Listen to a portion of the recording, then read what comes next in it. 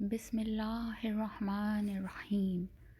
کاشانہ بصیرت کے YouTube channel پر جس کتاب کے مطالعے کا سلسلہ جاری ہے اس کا نام 50 سال عبادت، جو شہداء کے وصیت ناموں پر مشتمل ہے۔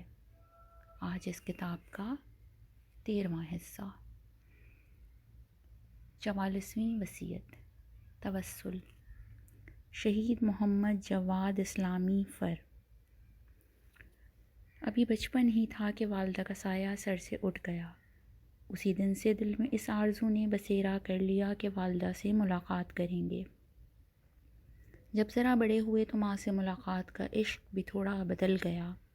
ایک حدیث جس میں حضرت زہرا سلام اللہ علیہا کو مومنین کی ماں کہا گیا ہے کے مطابق وہ کہتے تھے، میں چاہتا ہوں کہ شہادت سے پہلے میں ہم سب کی ماں کی زیارت کر سکوں۔ حجت الاسلام پناہیان کہتے تھے، معرکہ خیبر کی رات میں نے انہیں دیکھا تو وہ کافی خوش تھے۔ محسوس ہوتا تھا کہ اس دنیا میں ہیں ہی نہیں۔ ان کے دل میں سالوں سے جو آرزو تھی اسے میں جانتا تھا۔ میری طرف اشارہ کر کے کہنے لگے، میری آرزو پوری ہو گئی ہے، اب میرے دل میں اور کوئی آرزو نہیں ہے۔ محمد جواد یونیورسٹی کے طالب علم تھے۔ جنگ کی وجہ سے تعلیم کو خیر آباد کہہ دیا۔ وہ ذاکر بھی تھے، دل میں عجیب طرح کا سوز تھا۔ دعائے توسل سے خاص ارادت تھی۔ ڈویژن کے پرانے دوست دو کوہا میں کی گئی ان کی ذاکری کو آج بھی یاد کرتے ہیں۔ عجیب بات یہ ہے کہ ان کی زبان میں لکنت تھی، مگر جب ذاکری کرتے تو کسی قسم کی مشکل نہ ہوتی۔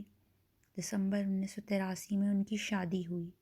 سپاہ کے یونیفارم ہی میں اپنی شادی کی تقریب میں شامل ہوئے۔ تقریب کے دوران مائکروفون ہاتھ میں پکڑا اور کہنے لگے، ہماری حقیقی شادی اس دن ہوگی جس دن ہم خون میں غلطان ہو جائیں گے۔ پھر اپنی شادی سے 40 دن بعد معرکہ خیبر کے دوران مارٹر گولہ پھٹنے سے وہ اپنے خون میں غلطان ہو ہی گئے۔ اس وقت وہ سید الشہداء ڈویژن 10 کے شعبہ اطلاعات و نشریات کے انچارج تھے اور فرنٹ لائن پر لڑ رہے تھے۔ محمد جواد مشہد میں پیدا ہوئے اور وہیں رہتے تھے، لیکن جنگ کے اوائل ہی میں وصیت کر دی تھی کہ انہیں بہشت زہرا سلام اللہ علیہا میں دفن کیا جائے۔ وہ کہتے تھے ایک دن آئے گا کہ قبرستان زیارت گاہ میں بدل جائے گا۔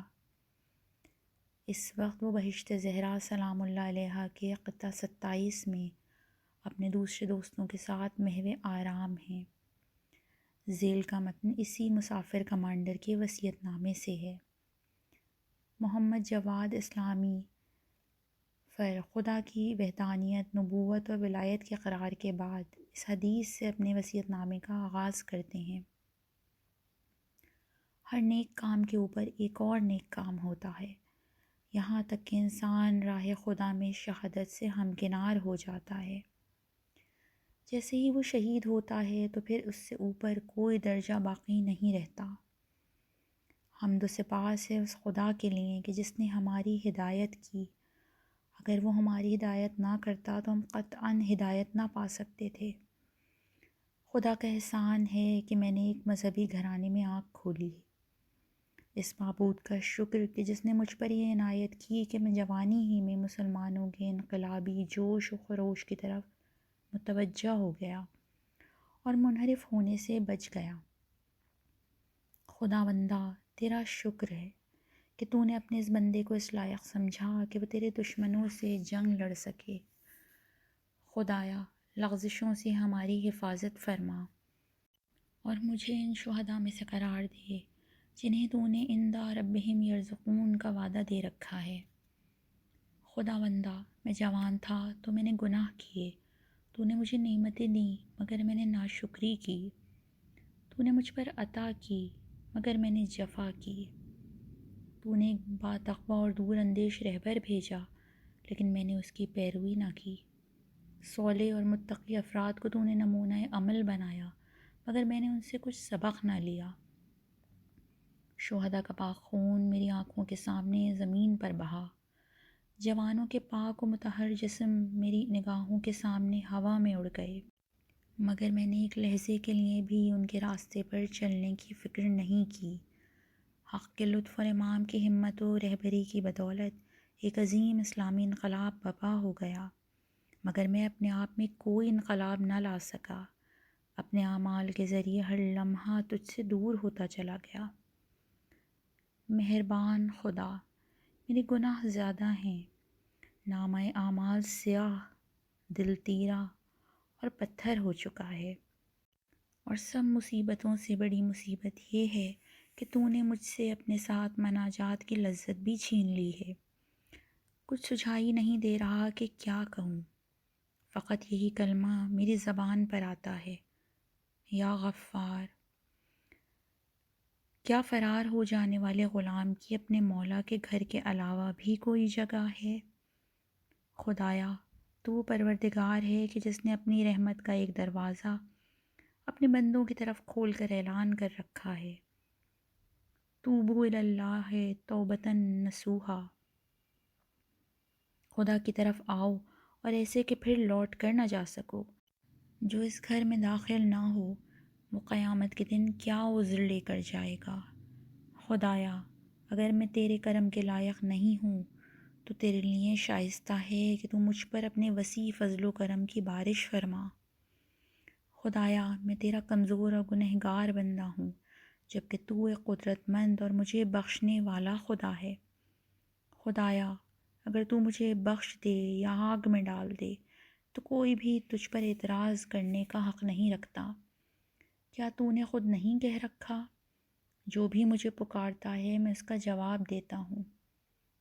خدایا، مجھے ان لوگوں میں سے قرار نہ دے جن سے تو نے اپنا منہ موڑ لیا ہے۔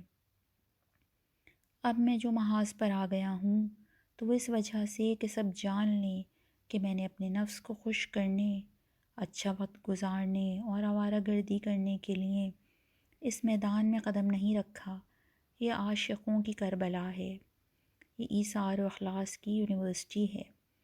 اے لوگوں، خدا اگر چاہتا تو خود کافروں سے انتقام لے سکتا تھا، مگر ایمان و کفر کی یہ جنگ میرے اور آپ کے امتحان کے لیے ہے، تاکہ مجاہدین اور منافقین کی شناخت ہو سکے۔ اے وہ لوگوں جو محاذ اور اس پر بہنے والے اس خون کو کوئی اہمیت نہیں دیتے، جان لو کہ شہداء اتنی آسانی سے تمہیں معاف نہیں کریں گے۔ اے وہ لوگوں جو قائم اجل اللہ تعالیٰ فرجہ الشریف کے انتظار میں بیٹھے ہو، خود قیام کرو، اسلام کے مورچوں میں اترو اور یہاں بیٹھ کر اسلام پر حملہ کرنے والوں کے منتظر رہو، اس لیے کہ یہ انتظار لمبا نہیں ہوگا، کیونکہ یوسف زہرا سلام اللہ علیہا ہر روز اپنے مخلص سپاہیوں کے پاس آتے ہیں۔ محاذ بدر و حنین کے مناظر کی تکرار ہے جس پر فقط راہ حسین علیہ السلام پر چلنے والے لوگ ہی آ سکتے ہیں۔ محاذ خمین کے بوڑھے شخص امام خمینی، آپ کو آپ کے علاقے خمین ہی کی وجہ سے خمینی کہا جاتا ہے، کہ عاشقوں کی منزل ہے۔ اے دوستوں اور رشتہ داروں جو مشہد جاتے ہو، امام رضا علیہ السلام کے قبر کے کنارے اپنے اس روسیہ ہمسائے کے لیے بھی دعا کرنا جو مشہد سے نکل گیا ہے۔ مجھے بہشت زہرا سلام اللہ علیہا میں دفن کرنا، میرے قبر پر یہ عبارت لکھنا، یا وجیہن عند اللہ اشفع لنا عند اللہ۔ شاید شکستہ پہلو والی فاطمہ سلام اللہ علیہا کے بیٹے ہماری آبرو رکھ لیں۔ اپنی مرحومہ ماں سے کچھ باتیں۔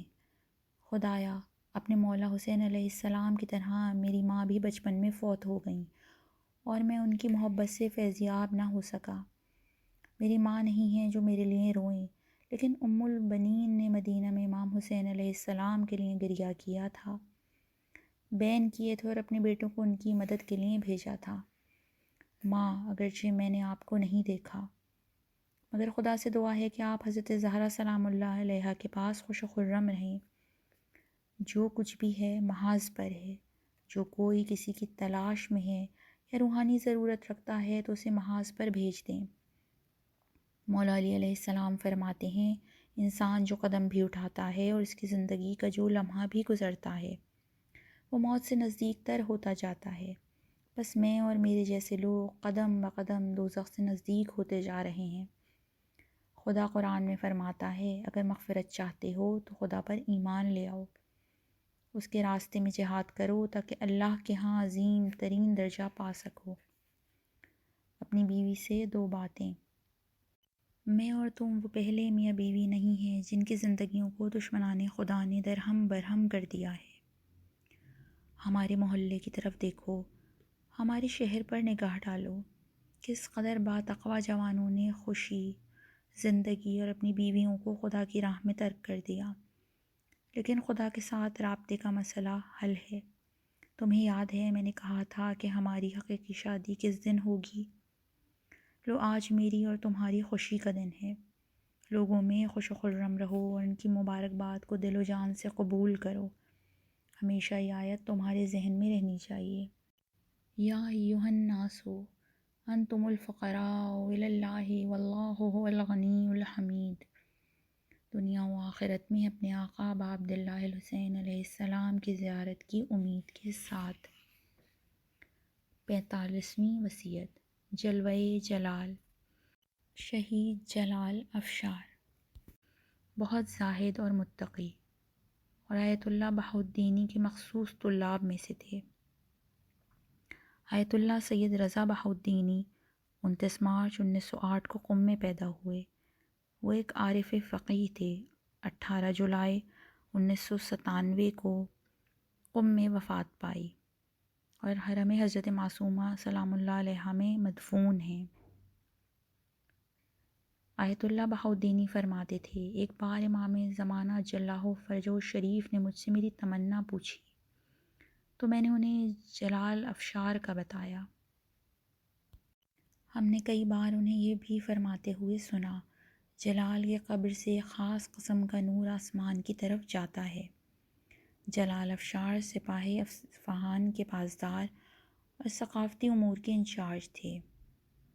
1979 میں انہوں نے شادی کی جس سے ان کی ایک بیٹی ہوئی جس نے طفولیت کے زمانے میں اپنے بابا کو کھو دیا۔ جلال رمضان میں ہونے والے معرکے میں قافلہ نور سے پیوست ہو گئے۔ ذیل میں ان کے وصیت نامے سے کچھ اقتباسات پیش ہیں۔ میں نے سوچا کہ ان آخری لمحات میں تذکر کے عنوان سے ایسا کیا لکھوں جو میرے لیے باقیات الصالحات بن جائے۔ خدا سے دعا کی کہ کوئی آیت میرے لیے معین کر دے جسے میں اپنا سرنامہ تحریر قرار دے سکوں۔ ام حسب الذین یعملون السیئات ان یسبقونا ساء ما یحکمون۔ من کان یرجو لقاء اللہ فإن أجل اللہ لآت وهو السمیع العلیم۔ ومن جاہد فإنما یجاہد لنفسہ ان اللہ لغنی عن العالمین۔ والذین آمنوا وعملوا الصالحات لنکفرن عنہم سیئاتہم ولنجزینہم احسن الذی کانوا یعملون۔ سورہ عنکبوت آیت 4 تا 7۔ خدا بندہ، تو جانتا ہے کہ میں نے بہت گناہ کیے ہیں، لیکن میں گناہوں سے بیزار ہوں۔ میں نے جس وقت بھی نافرمانی یا ناشکری کی تو تیری بے انتہا قدرت کے سامنے جرأت و جسارت کرتے ہوئے نہیں کی، بلکہ اپنے نفس کی کمزوری، سستی اور کاہلی کی وجہ سے گناہ کر بیٹھا۔ لیکن اے کریم، تیری رحمت اس قدر وسیع ہے کہ تو نے میری بہت سی غلطیوں پر پردہ ڈال دیا اور مجھے اس دنیا میں رسوا ہونے سے بچا لیا۔ بس اب جب کہ تو میری جان لے رہا ہے اور اس کے بعد بھی برزخ اور معاد میں میری آبرو کی حفاظت فرما۔ خدایا، مجھے اس دنیا میں جلا دے لیکن اپنی اور اپنے اولیاء کی جدائی میں مجھے مبتلا نہ کرنا۔ خدایا، مجھے اپنے غیظ و غضب کی آگ میں نہ جلانا۔ خدایا، میں تیرے دیدار کا مشتاق ہوں، لیکن کیا کروں کہ حجابات نے مجھے اپنی لپیٹ میں رکھا ہے اور میرے قلب و نظر کو مجھ سے چھین لیا ہے۔ خدایا، میرے تمام دوست عاشقانہ انداز میں تیری طرف پرواز کر چکے ہیں جبکہ میں ابھی تک زندہ ہوں۔ خدایا خالی ہاتھ تیری طرف آ رہا ہوں اور تجھ سے بہت زیادہ کی درخواست کرتا ہوں۔ مجھ مسکین پر رحم فرما کہ میں تیری درگاہ میں آیا ہوں۔ خدایا میرا خون بہنے کے بدلے میں میرے اوپر چھائے ظلمات کے پردوں کو چاک کر دے اور نور کی طرف میری رہنمائی فرما۔ خدا بندہ تجھ سے بات کرتے ہوئے شرم آتی ہے، لیکن تیری کرامت، نرمی اور رحمت مجھے یہاں تک کھینچ لائی ہے کہ اس طرح تیرے حضور جسارت سے سوال کروں۔ آخر تو نے مجھے سب کچھ عطا کیا، مگر میں نے تیرے لیے کچھ کام نہ کیا۔ خدایا میں نہیں جانتا کہ کس طرح تیرے بندوں سے عذر خواہی کروں۔ کیا وہ مجھے معاف کر دیں گے؟ وہ تو یہ سوچتے تھے کہ میں تیرا صالح بندہ ہوں، اور ان کے اسی رویے نے مجھے شرمندہ کر دیا۔ اگر وہ میرے باطن کو دیکھ لیں تو کیا کہیں گے؟ بس تو نے جس طرح میرے ظاہر کو نیک بنایا، اسی طرح میرے باطن کی بھی اصلاح فرما۔ خدایا میں تیرے بندوں سے کیا کہوں کہ ان میں سے ہر ایک بند و نصیحت کی پوری کتاب ہے۔ پھر بھی میں اپنے قاصر و عاجز زبان سے کہتا ہوں کہ اے میری ملت، بیدار ہو اور اپنے قیام کی حفاظت کر، تاکہ قائم دین حق فرزند امیر المومنین علیہ السلام حجت اللہ العظم اجلہ فرجہ الشریف تشریف لائیں اور پرچم توحید کو پوری دنیا کے قلعوں پر لہرا دیں۔ اس معمر و موحد شخص کے جس کا دل اسلام کے لیے تڑپتا ہے کہ نصیحتوں اور احکامات کو کان لگا کر سنو اور پوری تندہی سے عمل کرو تاکہ تمہیں خدا کی خوشنودی حاصل ہو۔ اپنی نیتوں کو خالص کر لو، کیونکہ شرک ظلم عظیم ہے۔ خود پسندی اور انا پرستی کو ایک طرف رکھ دو اور فقط اسلام و قرآن کی فکر کرو۔ فرصت طلب افراد پر نظر رکھو اور کسی مناسب موقع پر انہیں میدان انقلاب سے خارج کر دو۔ اسلام کے وفادار علماء کی حمایت کرو۔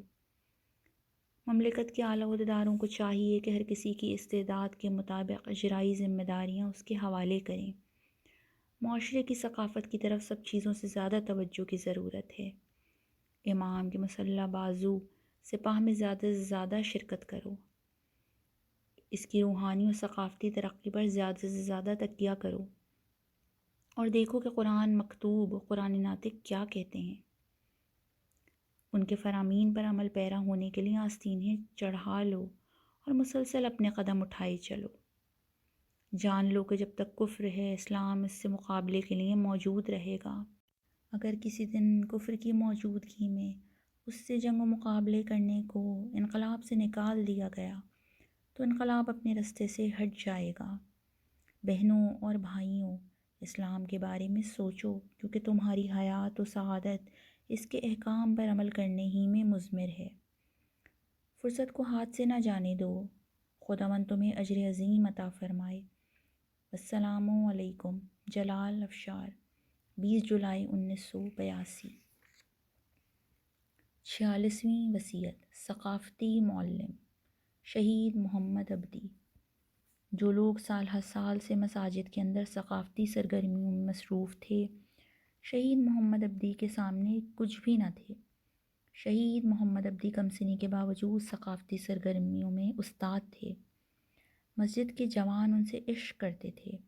ایک دفعہ جوانوں کی ایک اچھی خاصی تعداد انہوں نے جمع کر رکھی تھی اور تقریر کر رہے تھے کہ مسجد کے ایک پرانے نمازی نے انہیں دیکھ کر کہا، محمد اگر جنگ کے زمانے میں ہوتا تو حتماً کمانڈر ہوتا۔ ان کی انتظامی صلاحیت غیر معمولی تھی۔ محمد عبدی نے جنگ میں شرکت نہیں کی۔ جس وقت جنگ ختم ہوئی تو وہ نوجوان تھے، لیکن اس کے بعد وہ ہمیشہ شہداء کی یاد اور ان کے واقعات کی تلاش میں رہے۔ وہ جہاں بھی جاتے شہداء ہی کی باتیں کرتے۔ ان کا کہنا تھا جوانوں کو ایک آئیڈیل چاہیے، اور شہداء سے زیادہ بہتر آئیڈیل کون ہو سکتا ہے۔ محمد کے زمانے میں مسجد کی طرف سے انجام دیے جانے والے زیارتی دورے دراصل انسان سازی کے محور و مرکز ہوا کرتے تھے۔ ان کے ساتھ مشہد کا زیارتی دورہ انسان کو تبدیل کر کے رکھ دیتا تھا۔ 1997 میں انہوں نے جوانوں کی بسیجی مرکز عاشورہ، جو مزاحمتی مرکز نمبر 12 میں آتا ہے، کہ انچارج کی ذمہ داری سنبھالی۔ اگلے سال پولیس میں بھرتی ہو گئے، جاسوسی کے محکمے کے انچارج بنے اور زاہدان چلے گئے۔ روز بروز ان کی ذاتی صلاحیتیں مزید ابھر کر سامنے آنے لگیں۔ سپاہیوں میں انہوں نے ایک انقلاب بپا کر کے رکھ دیا تھا۔ جنگی مہارت اور بسیجی جذبے کو انہوں نے ایک خوبصورت امتزاج کی شکل دے دی تھی۔ ایسی حالت میں ان پر فتنہ گروں کی طرف سے قاتلانہ حملہ ہونا بے وجہ نہیں تھا، مگر وہ اس حملے میں بچ گئے۔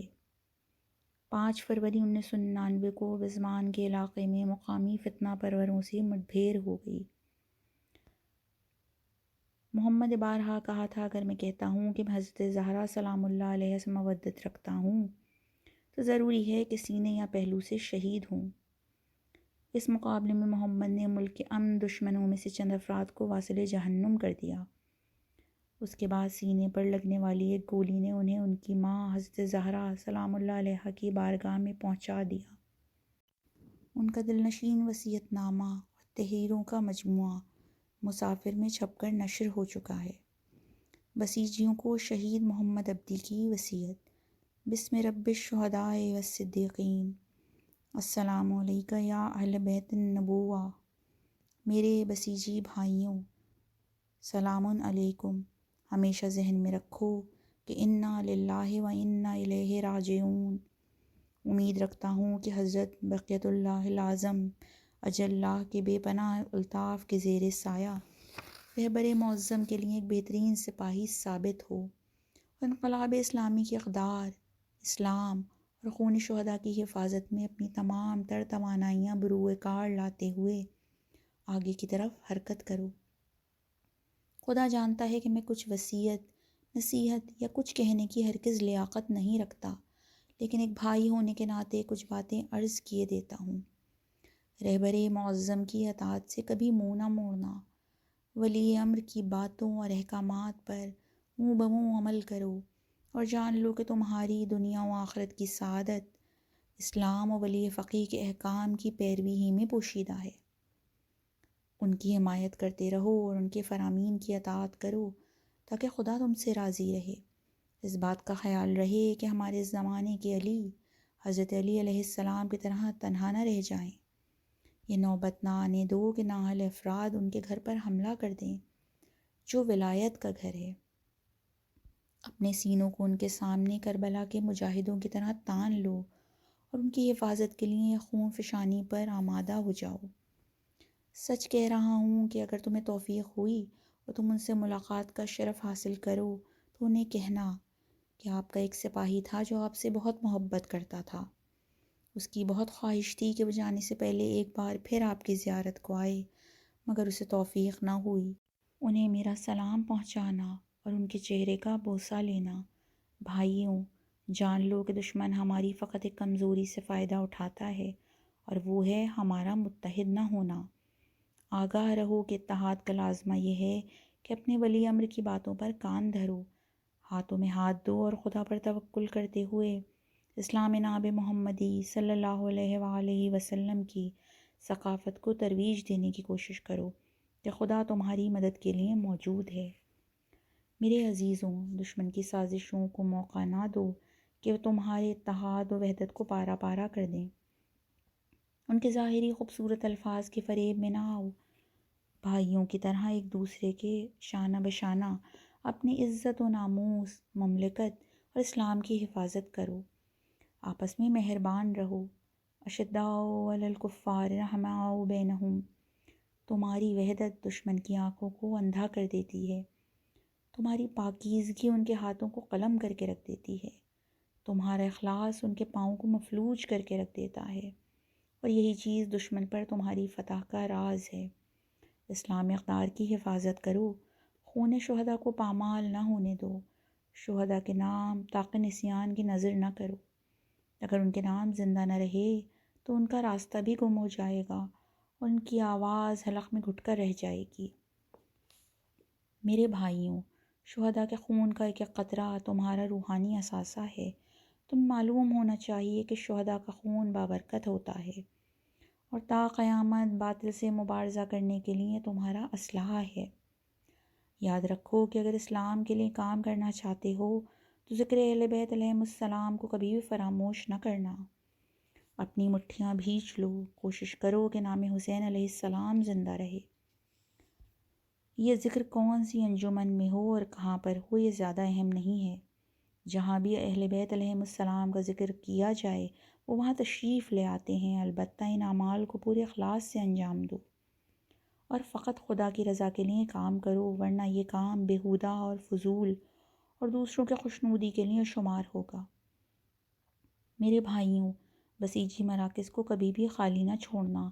جو بھی ولایت کا پیروکار ہے وہ بسیجی بھی ہے، اگرچہ بسیجی ہونا فقط کسی بسیجی مرکز کا رکن ہونا ہی نہیں ہے۔ لیکن جب دشمن دیکھتا ہے کہ یہ مراکز جن میں روزانہ کئی شہداء شریک ہوتے رہے ہیں خالی ہو چکے ہیں تو وہ خوش ہوتا ہے۔ بس ان مراکز کو پر کرو، بسیج کے پروگراموں میں شرکت کرو، اپنے علم و آگاہی میں اضافہ کرو تاکہ بسیج سربلند و سرفراز ہو۔ یاد رکھو کہ بسیج اور بسیجیوں کا آئیڈیل امام خمینی ہے۔ دنیا کے سب سے بڑے بسیجی خمینی کبیر ہیں۔ ان کی نصیحتوں کو غور سے سنو، ان کی باتوں کو دیواروں پر نقش کر دو۔ مدارس، مساجد، اداروں اور کارخانوں کی دیواروں پر ان کے فرامین لکھو اور انہیں بتاؤ کہ اگر وہ لوگ بسیج اور بسیجیوں سے غافل ہو جائیں تو دوزخ الہی کی آگ میں جلیں گے۔ یہ ہم سب کے لیے امام خمینی کا فرمان تھا۔ بس جان لو کہ اگر ہم نے اس پر عمل نہ کیا تو ہمیں چاہیے کہ عذاب الہی کے منتظر رہیں۔ بھائیوں، قرآن کی تلاوت کو کبھی فراموش نہ کرو، کیونکہ یہ حیات بشر کی اصل اور بنیاد اور انسان کے لیے بہترین رہنما ہے۔ ساری دنیا کے لوگوں کے لیے دستور اور قانون ہے۔ اس کی نشر و اشاعت میں کوشاں رہو اور جوان نسل کو اس کی تعلیم دو۔ مدارس، مساجد اور ثقافتی مراکز میں نئی نسل کی تربیت کا اہتمام کرو کہ خدا ہمیشہ تمہاری مدد کرتا رہے۔ مرکز کے جوانوں، میرے پاس کہنے کو کچھ نہیں ہے، صرف اتنا کہنا چاہوں گا کہ شب جمعہ کی محفلوں کو مت بھولنا۔ اپنی دوستیوں کو مضبوط کرو اور ایک دوسرے کے ساتھ بھائیوں جیسا سلوک کرو۔ سب کاموں میں اخلاص اور تقوی الہی کو یاد رکھو۔ بسیجیوں، خدا تمہارا پشت پناہ رہے۔ قرآن اور ذکر اہل بیت علیہم السلام کو کبھی نہ بھولنا۔ اپنی نمازوں کو اول وقت میں جماعت کے ساتھ ادا کرو۔ جوانوں، اپنے نفس پر قابو پانے کے لیے مستحب روزے رکھو اور نوافل ادا کیا کرو اور نماز جمعہ میں شرکت کیا کرو۔ ان اقدار کو ہرگز ضائع نہ کرو۔ تم سب کا دوست اور بھائی محمد عبدی۔ دوستوں کے لیے شہید محمد عبدی کا وصیت نامہ۔ بسم رب الشہداء والصدیقین۔ السلام علیکہ یا صاحب الزمان یا بقیت اللہ فی ارضہ یا مولانا۔ اپنے دوستوں، بھائیوں اور جاننے والوں کے لیے حقیر کا وصیت نامہ۔ سب سے پہلے تو یہ کہ اس زمانے کے علی یعنی رہبر معظم کو کبھی بھی اکیلا نہ چھوڑنا۔ ان کی یار و مددگار رہو۔ جان لو کہ وہ امام مہدی اجل اللہ تعالیٰ فرجہ شریف کے نائب ہیں۔ ان کی اطاعت واجب ہے، ان کی حفاظت کرو۔ ان کے دوستوں سے دوستی اور ان کے دشمنوں سے دشمنی رکھو۔ 2، میں تمہیں وصیت کرتا ہوں کہ نماز کو اول وقت میں ادا کرنے کی کوشش کرو۔ خدا کی قسم، جب تک شیعہ نماز کو اول وقت میں ادا کرتے رہیں گے اس وقت تک انہیں کسی اور ڈھال کی ضرورت نہیں پڑے گی۔ نماز جمعہ اور جماعت سے کبھی بھی بے اعتنائی نہ کرنا۔ 3، کوشش کرو کہ بیت المال کے اموال میں ذرہ برابر کوتاہی نہ ہو اور اپنی زندگی میں مال حرام کو داخل نہ ہونے دو۔ بیت المال کی حفاظت کرو اور اس کے محافظ بن کر رہو۔ 4، معاشرے میں علماء اور علم کا مورچہ کبھی کمزور نہ ہونے دو۔ مراجع تقلید، نیک اور صالح علماء کی حمایت کرتے رہو تاکہ ان کی مدد سے تم اسلام کی حفاظت کر سکو۔ 5، امر بالمعروف اور نہی عن المنکر کو کبھی ترک نہ کرنا، کیونکہ اگر تم نے انہیں ترک کر دیا تو پھر تمہیں اسلام اور ولایت فقیہ پر فاتحہ پڑھ لینا چاہیے۔ امر بالمعروف اور نہی عن المنکر کو ترک کرنا اسلام کی جڑوں میں تیشہ مارنے کے برابر ہے۔ 6، سالوں تک دفاع مقدس میں مصروف رہنے والے مجاہدوں، غازیوں اور قید کاٹ کر آنے والوں کو بھول نہ جانا۔ یہ لوگ زندہ شہید ہیں، کہیں ایسا نہ ہو کہ ان کی حرمت پامال کر بیٹھو۔ ان کی حیثیت و شرف و آبرو کی حفاظت کرنا۔ اور آخری بات یہ کہ امام الشہداء کی نصیحتوں کو ہمیشہ یاد رکھنا ان کے درجات کی بلندی کے لیے خداوند متعال سے دعا کرتے رہنا اور ان کے سپاہیوں کو بھی یاد رکھنا۔ گلزار شہداء کو بھی مت بھولنا۔ شہداء کی زیارت کے لیے حتماً جاتے رہنا اور ان سے اپنا درد دل بیان کرتے رہنا۔ الاخر محمد عبدی۔ 47ویں وصیت۔ فاتح خرم شہر، شہید فریدون گشتگر۔ 1976 میں تبریز یونیورسٹی میں انہیں دیکھا تھا۔ وہ یونیورسٹی کے مومن اور انقلابی جوانوں میں سے تھے۔ انقلاب کی کامیابی کے تمام مراحل میں پیش رہے۔ تبریز میں ہونے والے فسادات میں منحرف لوگوں سے مقابلہ کرنے میں بنیادی کردار ادا کرنے والوں میں سے ایک تھے۔ کردستان کے محروم لوگوں کی مدد کرتے ہوئے ڈیموکریٹک پارٹی کے ہاتھوں اسیر ہو گئے، لیکن خدا کی مدد سے آزادی مل گئی۔ جنگ کے اوائل ہی سے ہفتہ آبادان ڈپو میں فرائض انجام دینے لگے۔ وہ وہاں پر موجود توپوں آرٹلری کے انچارج تھے۔ مارکہ فتح المبین میں وہ انجینئرنگ کور کے انچارج تھے۔ انہوں نے سینکڑوں لوڈر اور بلڈوزرز گاڑیوں کی مرمت کروا کر انہیں قابل استعمال بنا دیا تھا۔ جو حفاظتی مورچے ان کے بنائے ہوئے نقشوں پر تیار کیے گئے، انہوں نے سینکڑوں مجاہدین کی جان بچانے میں کلیدی کردار ادا کیا۔ خرم شہر کی آزادی کے لیے بھی یہی تکنیک استعمال کی گئی۔ خرم شہر کی آزادی ان کی آرزو تھی۔ اس راستے میں انہوں نے کوئی دقیقہ فرگزاشت نہیں کیا۔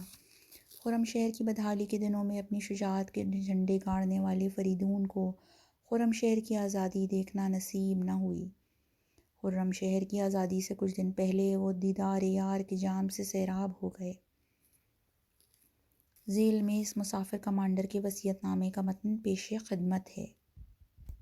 وَلَنَبْلُوَنَّكُمْ بِشَيْءٍ مِّنَ الْخَوْفِ وَالْجُوعِ وَنَقْصٍ مِّنَ الْأَمْوَالِ وَالْأَنفُسِ وَالثَّمَرَاتِ وَبَشِّرِ الصَّابِرِينَ الَّذِينَ إِذَا أَصَابَتْهُم مُّصِیبَةٌ قَالُوا إِنَّا لِلَّهِ وَإِنَّا إِلَیْهِ رَاجِعُونَ۔ سورہ بقرہ آیت 155 156۔ اور ہم تمہیں کچھ خوف، بھوک اور جان و مال اور ثمرات کے نقصانات سے ضرور آزمائیں گے، اور آپ ان صبر کرنے والوں کو خوشخبری سنا دیجیے جو مصیبت میں مبتلا ہونے کی صورت میں کہتے ہیں ہم تو اللہ ہی کے ہیں اور ہمیں اسی کی طرف پلٹ کر جانا ہے۔ انسان اپنی پوری زندگی میں ہر لحظہ خدا کی طرف سے دی جانے والی آزمائشوں میں مبتلا رہتا ہے، اور ہر شخص کی قیمت اس بات سے وابستہ ہے کہ وہ ان امتحانات میں کیسے کامیاب ہوتا ہے۔ انسان دنیا میں رہنے اور ہمیشہ زندگی گزارنے کے لیے خلق نہیں کیا گیا۔ انسان کو چاہیے کہ مختلف نشیب و فراز کو عبور کر کے خدا سے ملاقات کرے۔ یا ایھا الانسان انک کادح الی ربک کدحا فملاقیہ۔ ہاں، انسان کو راہ خدا میں آنے والے رنج و مصائب کو برداشت کرنا چاہیے تاکہ وہ اس سے ملاقات کر سکے۔ یہی انسان کی سرنوشت ہے۔ ہر روح کی عظمت اس رنج و الم کے برابر ہے جو وہ راہ خدا میں برداشت کرتا ہے۔ بزرگ روحیں ہمیشہ بڑے بڑے مصائب سے دوچار ہوتی ہیں۔ کیا ایسا نہیں ہے کہ اس عالم ہستی کی عظیم روح حسین علیہ السلام کو بھی رنج و مصائب سے گزرنا اور بڑے امتحانات میں شرکت کرنا پڑے؟ ہم جو کہ شیعہ ہیں، ہمیں ان کی پیروی کرنی چاہیے، کیونکہ دنیا نہ تو رہنے کی جگہ ہے اور نہ ہی یہاں رہنے کی کوئی قدر و قیمت ہے، وہ بھی اس زمانے میں جب کہ ہمارا عزیز دین اسلام دنیا بھر کے خونخواروں اور ان کے گماشتوں کے نرغے میں گھرا ہوا ہے۔ ایسے حالات میں کیسے ہو سکتا ہے کہ حق و باطل کے اس معرکے سے دور رہ کر انسان اپنی روزمرہ کی زندگی میں مشغول رہے؟ شہادت اور عظیم موت کا انتخاب کرنا ہوگا تاکہ سیاہ موت سے ہمیشہ کے لیے رہائی مل جائے۔ ہم نے راہ خدا میں اپنا خون بہا کر کوئی بڑا کام نہیں کیا ہے، بلکہ فقط ایک امانت کو اس کے مالک تک واپس پہنچایا ہے۔ میں نے اپنی تمام زندگی میں اسلام کے لیے کوئی کام نہیں کیا ہے۔ شاید خدا چاہے تو میرا خون ہی میرے گناہوں کی معافی اور اسلام کی پیش رفت کا سبب بن جائے۔ اگر میں تمہاری دنیا میں رہ بھی جاتا تو کیا کرتا؟ آیا خداوند کریم کی جوار رحمت میں زندگی گزارنا کہ جس کی اس نے خوشخبری بھی دے رکھی ہے، اس تدریجی موت کے برابر ہو سکتا ہے جس کا نام زندگی رکھ دیا گیا ہے؟ میرے مہربان ماں اور باپ، میری شہادت سے آپ کا نقصان نہیں ہوا، بلکہ آپ نے مجھے خدا کو ہدیہ کر دیا ہے۔ بطور قرض مجھے خدا کے سپرد کر دیا ہے۔ منزل الذی یقرض اللہ قرضا حسنا فیضاعفہ لہ۔ بھائیوں، فقط قرآن اور امام خمینی کا راستہ ہی ہمیں فکری انحرافات سے نجات دلا سکتا ہے۔ اپنا رخ خدا کی طرف کرو اور اس راستے کی حقیقت کو سمجھ کر اس پر عمل بھی کرو۔ اپنی ساری توانائیوں کے ساتھ خدا اور انقلاب اسلامی کے لیے کام کرنا چاہیے، اور اس راستے میں کسی بھی سستی اور کاہلی کو آڑے نہیں آنے دینا چاہیے۔ اپنی یا دوسروں کی کوتاہیوں کو انقلاب کے نقائص شمار نہ کرو۔ افراد کے نقائص اور ان کے غلط جانبدارانہ رویے کہ جن کی بنیاد نفسانی خواہشات ہوتی ہیں، وہ فرزندان انقلاب کے ڈھانٹے مارتے ہوئے دریا پر ایک جھاگ کی طرح ہیں۔ جھاگ کو ختم ہونا ہی ہوتا ہے اور دریا اپنے رستے پر بہتا ہی رہتا ہے۔ جھاگ کے ابھرنے سے اس مواج دنیا کے وجود پر شک نہیں کرنا چاہیے۔ اب اگر کچھ افراد غیر خدا کے لیے کام کرتے ہیں تو اس کے ہم پر منفی اثرات نہیں ہونے چاہیے۔ خدا کی طرف حرکت کرتے ہوئے ہمارا عقیدہ جتنا زیادہ تبدیلیوں کا شکار ہوتا رہے گا، اتنا ہی بے بنیاد ہوگا۔ جوانوں، آؤ اور ایک دوسرے کے دوست بن کر خدا کے لیے کام کریں، اور کام کرتے ہوئے دوسرے سے الجھنے کے بجائے خدا کے ساتھ مصروف ہو جائیں۔ کیا ابھی تک ہم اس نتیجے تک نہیں پہنچے کہ غیر خدا کے لیے کام کرنا تفرقے کا باعث اور بیہودہ کام ہے؟ بس خدا ہی کے لیے زندہ رہنا اور خدا ہی کے لیے مرنا چاہیے۔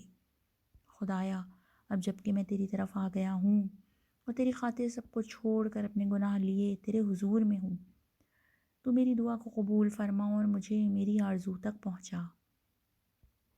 خدایا، مصیبتوں نے مجھے گھیر لیا ہے، اب تو ہی میرا توشہ اور زاد راہ بن جا۔ خدایا، میں اب تجھ سے دوری کی مزید طاقت نہیں رکھتا، مجھے اپنی نظر کرامت و رحمت سے محروم نہ فرما۔ میرے خدا، کل بروز قیامت مجھے اپنے دیدار سے شاد فرما۔ خدایا، مجھے اپنے قسمت پر راضی اور قانع رکھ اور میری کوتاہیوں سے درگزر فرما۔ ہاں میرے خدا، تو آخری اور تنہا پناہ گاہ ہے جسے میں نے دریافت کر لیا ہے۔ خدایا، مجھے اس دنیا اور اس کے تمام تعلقات سے نجات دے اور اپنی طرف بلا لے۔ الہی حبلی کمال انقطاع الیک۔ خدایا، میرے دل کو اپنے عشق سے اتنا لبریز کر دے کہ میری آنکھوں سے اسے سنبھالنے کی طاقت نہ رہے۔ میرا خون تیری راہ میں بہہ جائے اور میری روح تیری طرف پرواز کر جائے۔ آمین یا رب العالمین۔ یہاں اس حصے کا اختتام کرتے ہیں۔ والسلام علیکم ورحمۃ اللہ وبرکاتہ۔